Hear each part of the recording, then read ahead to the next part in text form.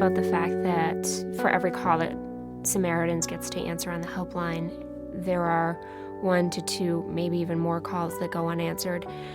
It's devastating to me. The expectation when you see this 800 number or anything is that you're going to call this number and someone's going to be there to answer. All of us feel some sense of real heartache when we think about the calls that go unanswered because we don't have all the resources and people that we need. I was in shock, obviously. It was within, I think, 24, 36 hours of the phone call that I got telling me that my son had taken his life.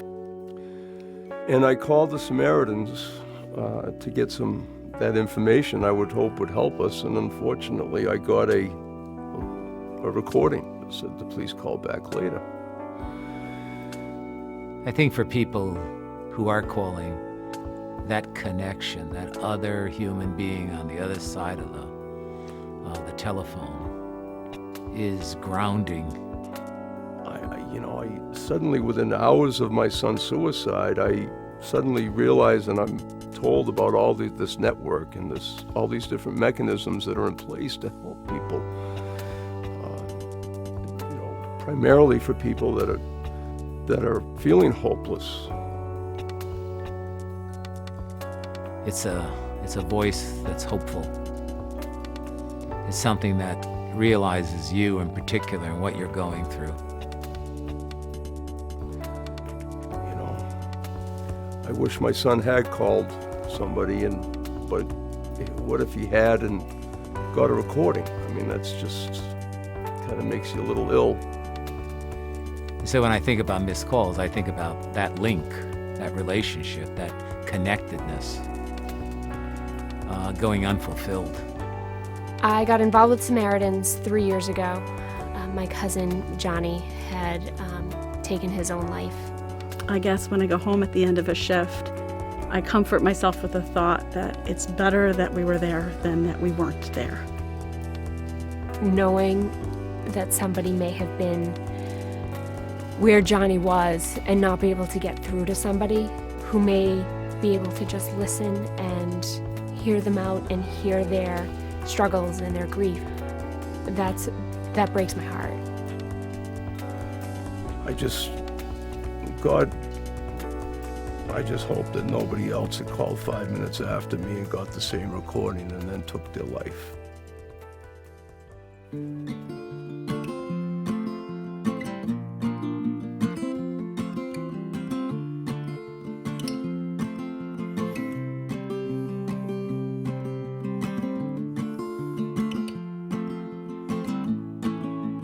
I'm surrounded by people who I see every day that are depressed and that are very close to wanting to kill themselves. I don't talk to that many teens on the hotline, and I know that in my life I text and IM. I feel like Samaritans is one of those first steps to going instead of going to or before going to a parent. It really does kind of help you prepare. It's almost like the computer and the cell phone is a safety net, so you aren't as embarrassed or you aren't as scared.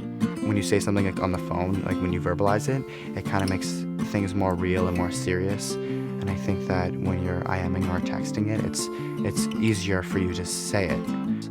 And so knowing that there will be a resource like the text and IM system at Samaritans is very reassuring and it's a comforting feeling. 50-year-old woman who's used to talking on the phone and talking in person probably won't be effective for her, but a kid, it's more in their comfort zone, so it actually might be even more effective for them. And I think we'll get a lot more people who need to talk, so different things work for different people.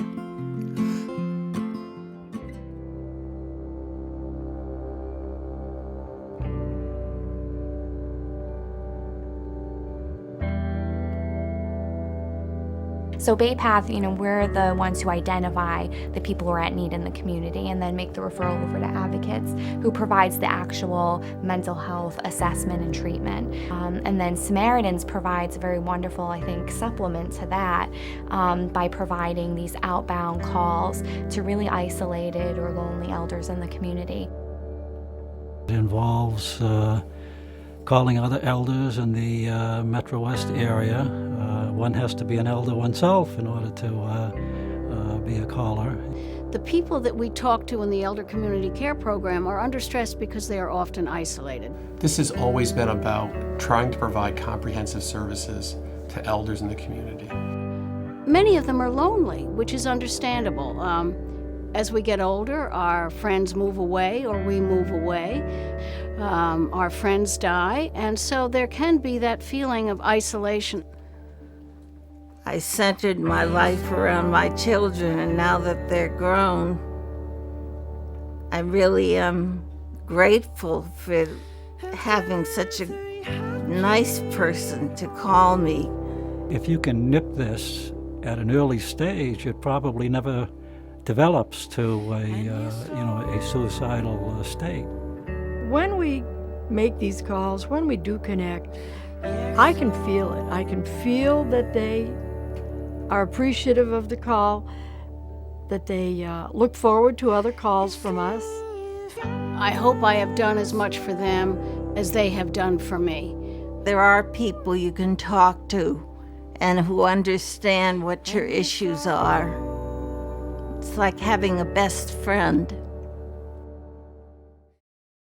I remember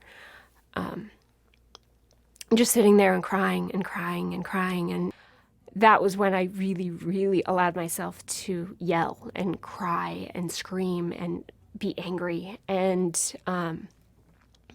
that was when I called the hotline number.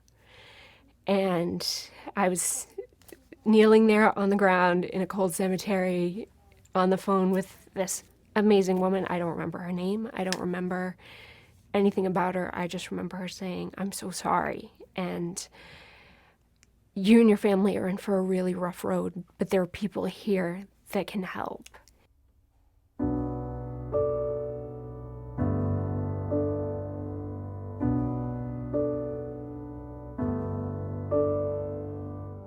Everybody says love makes the world go round.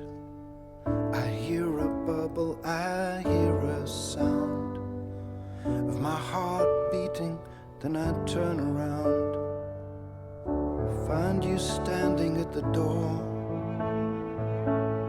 You know me, I like to dream a lot of this and that, and what is not. Finally I figured out what was what. It was the power of your heart. The power of your heart. The power of your heart.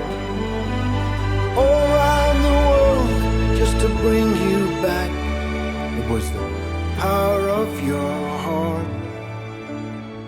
Of your heart.